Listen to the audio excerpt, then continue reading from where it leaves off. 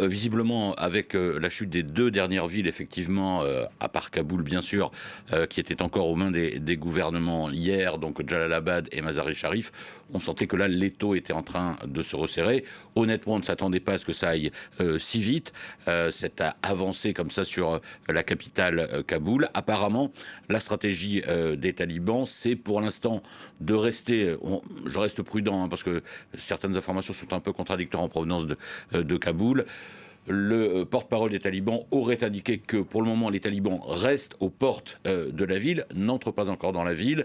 Visiblement il y a certains éléments quand même des talibans qui sont entrés dans la ville, certains qui se dirigeraient vers le palais présidentiel. Donc à l'heure où on parle, tout ça n'est pas encore complètement clair, mais on sent que la stratégie, c'est finalement qu'il n'y ait pas de violence dans la prise de Kaboul. Évidemment, la capitale, on se souvient que ça n'avait pas été le cas évidemment dans les années 90.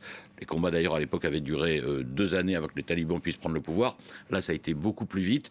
Et ils sont face à un gouvernement qui, lui aussi, le ministère de l'Intérieur en tout cas, promet une transition pacifique du pouvoir vers un gouvernement provisoire, transitoire, justement, avec qui, comment. Donc visiblement, il y a des négociations qui sont en cours pour d'une part éviter les violences, d'autre part, il semble acter également que l'actuel gouvernement afghan accepte de se faire harakiri en quelque sorte et promet donc la mise en place d'un gouvernement temporaire en Afghanistan et dit qu'il n'y aura pas de violence pour tous les habitants de la capitale afghane.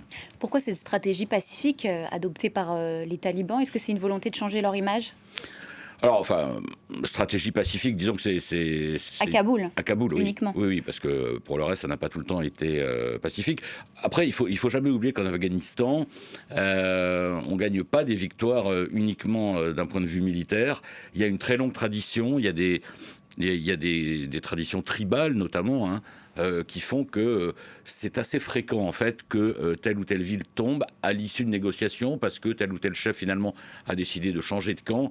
Donc, dans la tradition, en quelque sorte, afghane, ce n'est pas totalement surprenant. Alors, effectivement, les talibans ont, d'un point de vue de communication, la volonté de se présenter en fait comme des gens responsables, qui ne comptent pas refaire les mêmes erreurs que ce qu'ils ont fait dans les années 90.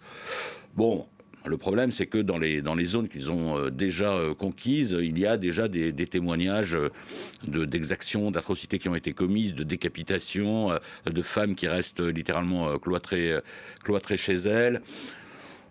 Voilà, il y a cette volonté de communication de la part des talibans. Évidemment, il faudra voir dans les prochaines heures, les prochains jours, comment ça se passe réellement. Mais en tout cas, négociation avec le gouvernement qui, visiblement, on va voir là aussi, accepterait de renoncer à exercer le pouvoir. Très certainement aussi, même si on n'a pas d'éléments purement tangibles, une forme de négociation avec les Occidentaux et notamment les Américains pour qu'ils puissent évacuer leurs ressortissants, ce qui n'est pas le cas d'ailleurs de tous les ressortissants. La Russie, par exemple, a fait savoir qu'elle n'avait pas l'intention d'évacuer son ambassade pour l'instant, puisqu'elle estime qu'elle a reçu des garanties suffisantes de la part des talibans concernant la sécurité de son personnel sur place. Mais justement, qui sont les forces en présence en ce moment à Kaboul? Les forces en présence, il y a d'une part, évidemment, tout ce qui est la représentation officielle du gouvernement afghan. L'armée afghane, on se demande un peu où elle est passée, mais évidemment, là, il y a des bataillons de soldats qui sont présents. Il y a évidemment les talibans, et puis il y a toutes les représentations diplomatiques étrangères, tous ceux qui cherchent à quitter le pays. Alors les Américains, eux, mettent les gros moyens. Joe Biden a annoncé qu'il allait envoyer finalement 5000 soldats américains pour sécuriser l'aéroport de Kaboul, le temps d'évacuer tous les personnels diplomatiques ou la quasi-totalité du personnel diplomatique, tous les ressortissants américains. Au total, on parle quand même d'une opération d'évacuation de 30 000 personnes. Donc vous voyez, c'est une grosse opération d'évacuation, avec évidemment, ça on pourra en reparler, mais enfin pour Joe Biden quand même un bilan quand même assez catastrophique. C'est-à-dire que lui, son intention, c'était de dire aux Américains, vous voyez qu'on reste 1 année, 3 années, 5 années de plus, ça ne va pas changer fondamentalement la donne, donc je retire les soldats d'Afghanistan. Mais il n'attendait pas que ça aille aussi vite. Là, si vous voulez, la coïncidence, le timing extrêmement rapide des talibans qui sont donc aux portes de Kaboul, alors même que le retrait n'est pas encore complètement achevé, puisque le retrait américain s'achève le 31 août, évidemment, ça donne l'impression que l'Amérique a quand même, d'une certaine manière, perdu cette guerre, laissé tomber le gouvernement afghan d'un point de vue diplomatique et d'un point de vue des valeurs défendues par les États-Unis et notamment par Joe Biden, des valeurs démocratiques. Évidemment, ça fait très mauvais effet.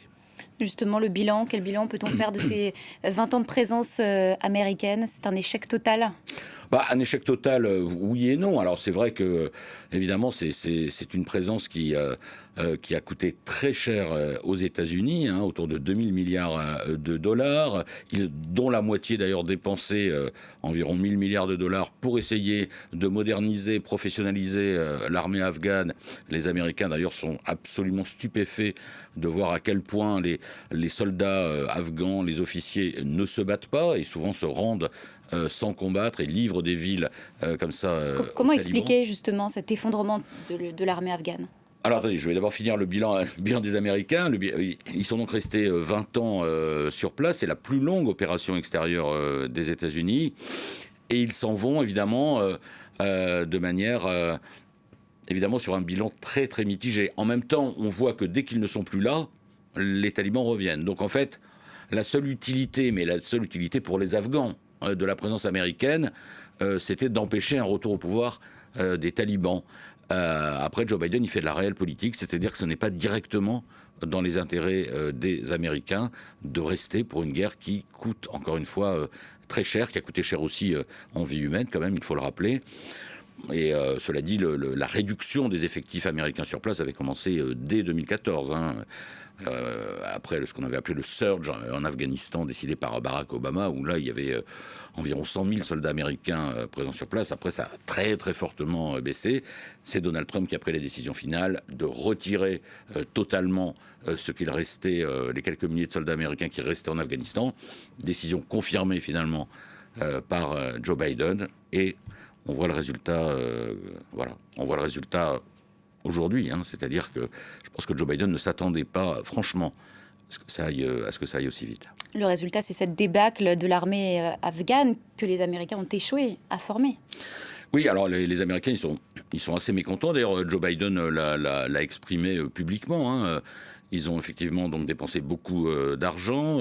Ils continuent à alimenter, c'est plusieurs dizaines de milliards de dollars, ils continuent à alimenter le budget de la défense afghan. Donc il faut quand même bien voir que s'il n'y a pas les Américains, notamment les Occidentaux, enfin essentiellement les Américains, derrière le gouvernement et l'armée afghane, il n'y a pas d'armée afghane. Alors vu effectivement l'argent qu'ils ont dépensé, ils sont très étonnés de voir ce qui se passe. Alors il y a des raisons, d'abord un manque de motivation, très clairement, des problèmes d'encadrement aussi, parce que finalement, à cause de problèmes toujours présents de corruption, les chefs sont remplacés très souvent par le pouvoir politique qui essaye de mettre de l'ordre dans tout ça. Il y a eu aussi l'offensive tous azimuts des talibans qui a un peu désarçonné les soldats afghans, parce qu'ils devaient se battre un peu sur tous les fronts en même temps dans tout le pays, en n'ayant pas des lignes de communication totalement assurées. Voilà, ce sont quelques-uns des éléments qui expliquent cette forme de déroute quand même, on peut le dire, de l'armée afghane.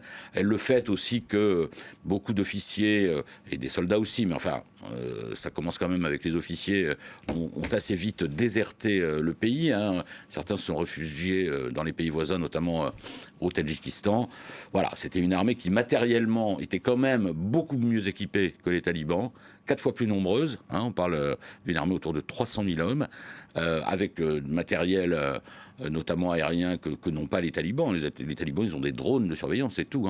Bon, et on voit effectivement le résultat. Après, dans un pays comme l'Afghanistan, qui est très encaissé avec des hautes montagnes, où les communications justement sont difficiles, finalement, ce ne serait pas la première fois dans l'histoire de ce pays, des formes de guérilla comme ça, comme mènent les talibans, extrêmement rapides, extrêmement légères, des unités très mobiles comme ça, finalement, c'est souvent plus efficace qu'une armée avec une logistique lourde en termes de déplacement et aussi en termes de communication entre les différentes unités. Et puis, je reviens un peu sur la corruption de l'armée.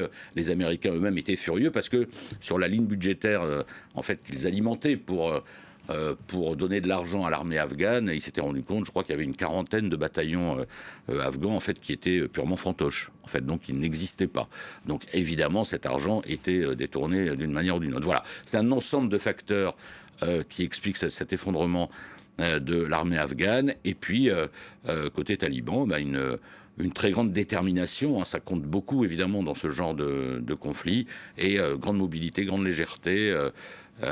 Voilà comment.